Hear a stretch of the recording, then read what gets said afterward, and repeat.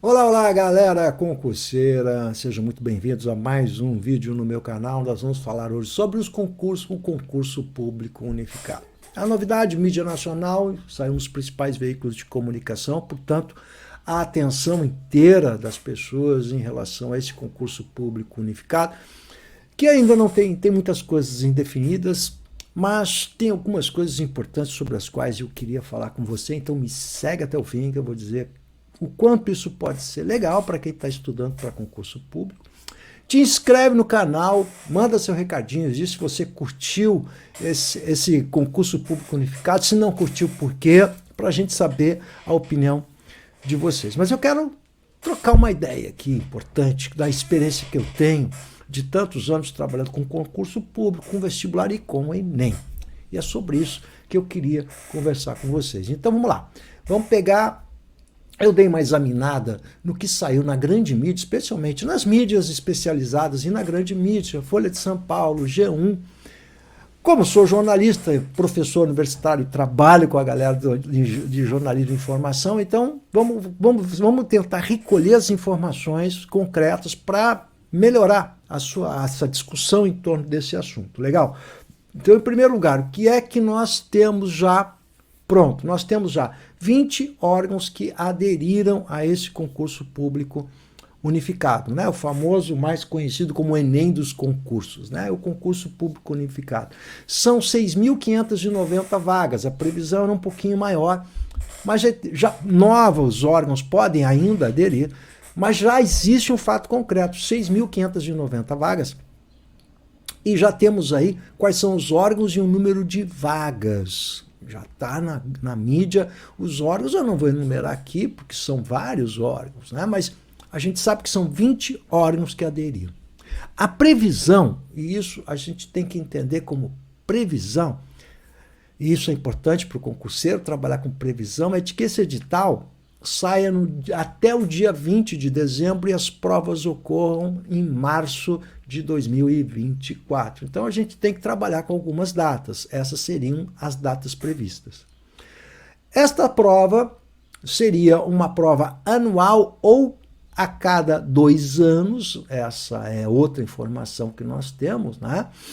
E ela é uma prova que será feita em 180 cidades. São os fatos que nós temos até agora, essa informação. Essa prova vai ter um núcleo comum, aqueles assuntos comuns que caem em provas de concurso público, mas você vai se inscrever por blocos temáticos, que serão 8 blocos temáticos. Esses blocos temáticos servem justamente para diferenciar as características dos cargos, né?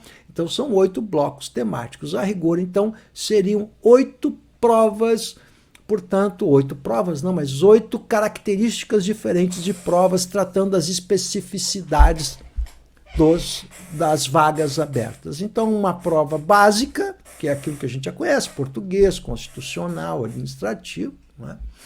Isso, o candidato já pode começar a preparação antecipadamente, porque isso vai cair nas provas, não é? E depois a parte específica separado nesses blocos temáticos. Muito bem. Então, o que é que nas entrevistas dadas já ficou claro, né? Quais as vantagens desse processo? Muitos desses órgãos não se sentiam competentes ou capazes ou tinham dificuldade para poder fazer esse concurso público. Então essa é uma maneira de facilitar, por quê? Porque vai racionalizar os custos. E quando a gente fala isso, a gente tem que observar que cada coisa tem seu lugar, ou seja, o ente público, o Estado, o governo, né? Ele tem de olhar pelo ponto de vista do governo, e racionalizar custos interessa para o governo. À medida que você racionaliza custos e você faz essa prova em 180 cidades, isso é um outro verbinho que vai aparecer, além de racionalizar, que é democratizar o acesso. Legal? Então, muitos concursos que vão ser feitos, que eram apenas feitos em Brasília, porque esse primeiro momento nós estamos falando de concursos federais e os órgãos não são obrigados a aderir, vai aderir quem quer. Ele vai democratizar em que sentido? Mais gente vai ter acesso, porque isso vai acontecer em 180 cidades. Então, muitos concursos que eram feitos em Brasília, por exemplo, e o cidadão não tinha acesso, porque não tinha como gastar passagem, hospedagem, era uma coisa muito cara, ele vai ter acesso agora a isso. Então, isso vai democratizar. Bom, qual é a experiência que você tem disso? É o próprio Enem. Quando o Enem, presta atenção que eu vou falar, quando o Enem foi instituído, isso há mais de 20 anos, havia uma longa desconfiança, não havia adesão muito grande, não era um número grande de inscritos. À medida que o Enem foi avançando e ganhando credibilidade, muitas universidades públicas aderiram ao Enem, total ou parcialmente. Portugal aceita a prova do Enem. 20 anos depois, o Enem é uma realidade. Não existe mais desconfianças em relação ao processo do Enem, porque ele já está consagrado. Qual é a vantagem? Que os alunos sabem que haverá um Enem anual e sabem quais são os conteúdos que caem naquela prova, sabem quando vai ser a prova e sabem qual o conteúdo. Essa é a grande dificuldade que sempre houve em relação ao concurso público, porque não se sabe quando sai o edital. Se sai o edital é cancelado, o edital ele fica travado por qualquer motivo, não se sabe exatamente quais vão ser os conteúdos, ou seja, e quando sai o edital tem 2 meses e meio, 3 meses para estudar, ou seja, um dos problemas de se preparar para concurso público é essa instabilidade, sai, não sai o edital, fica aquela angústia, né? Se você tem uma prova anual, ou mesmo com uma periodicidade, não é? Que é pública, todo mundo sabe, é de conhecimento de tudo, isso cria uma estabilidade no sistema e para quem estuda, e mesmo para essas escolas, que são os cursos preparatórios, você tem uma estabilidade, você tem uma prova mais ou menos pré-definida. Ora, então, quando as pessoas falam, como eu já tenho visto por aí, né? Mas como é que o governo vai ter capacidade para fazer isso? Já faz, é o Enem. O Enem tem de 3 a 4 milhões de inscritos anualmente, é um gigante enorme. Só em correção de redação, e eu trabalhei 10 anos com correção de redação no Enem, você tem 3, 4, às vezes mais do que 4 mil avaliadores espalhados pelo Brasil, que são treinados pelas bancas. Então, já existe esse desafio. Quais são as bancas que trabalham com o Enem? Provavelmente essas bancas vão ser aproveitadas porque elas têm um know-how de fazer um concurso de massa, porque sobre isso que nós estamos falando, de um concurso de massa. Ora, a VUNESP, São Paulo, portanto, né? FGV, famosíssima FGV, e a SEBRASP. Essas são as 3 bancas que se revezam no Enem.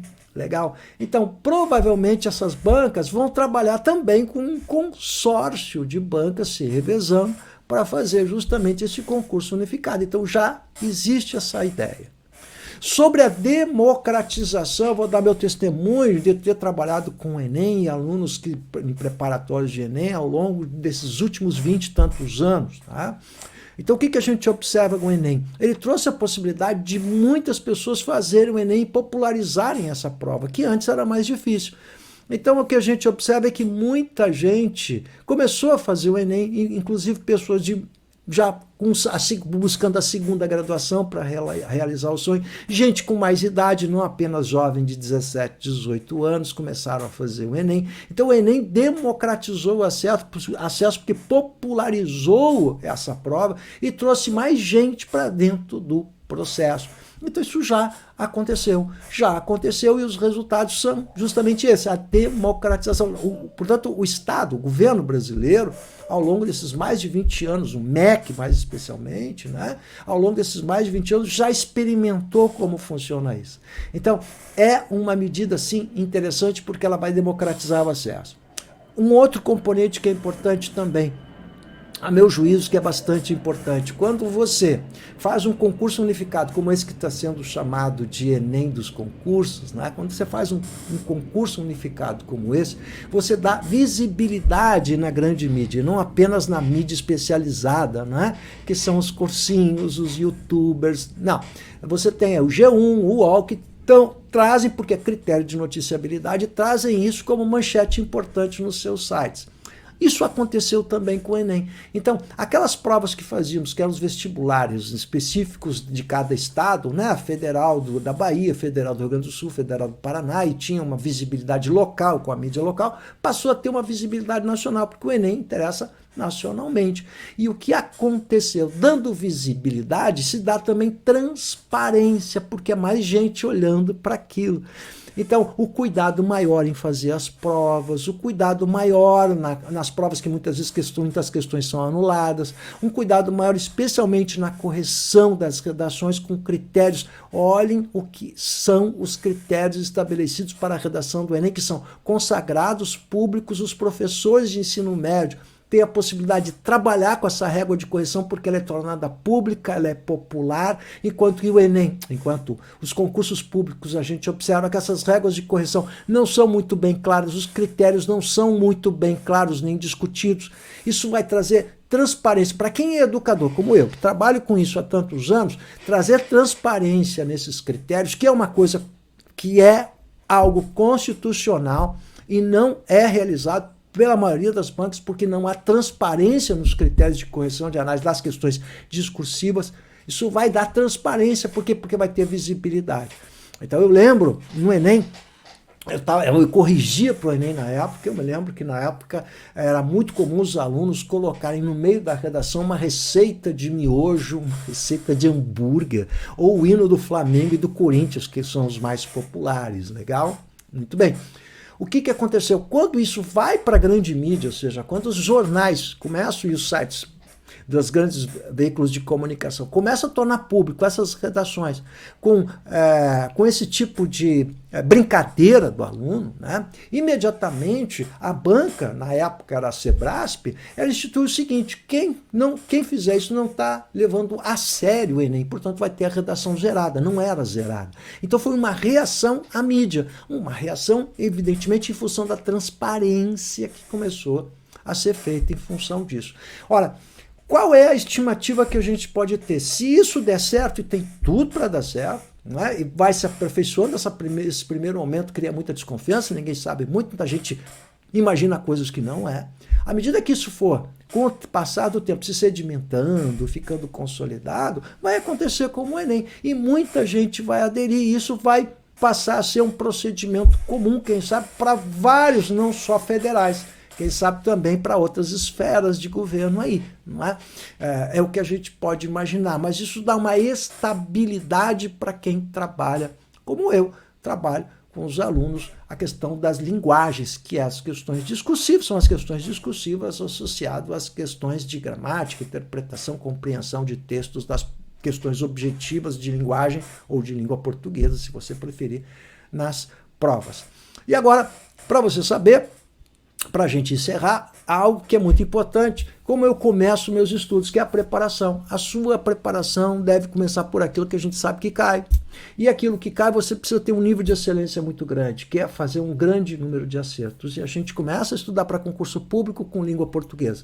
Não adianta você fazer o que todo mundo preconiza por aí, que é sair fazendo simulados, a indústria dos simulados.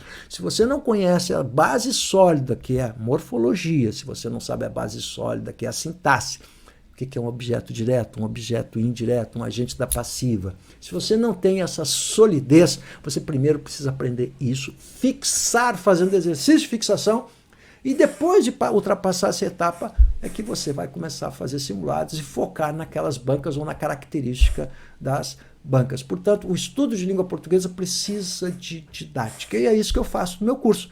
Eu tenho um curso completo de linguagens, em que você vai ter toda a parte de gramática, as questões objetivas de compreensão, interpretação de textos, vocabulário, semântica, associado à produção textual, com aulas exclusivas devolutivas, e que eu falo para o aluno onde ele errou na questão da redação, onde ele errou. Eu faço uma aula pelo Meet e eu vou mostrando para esse aluno a devolutiva, porque a devolutiva na produção textual é fundamental. Então, meu trabalho é um trabalho individualizado, num PDF, gente, não substitui professor.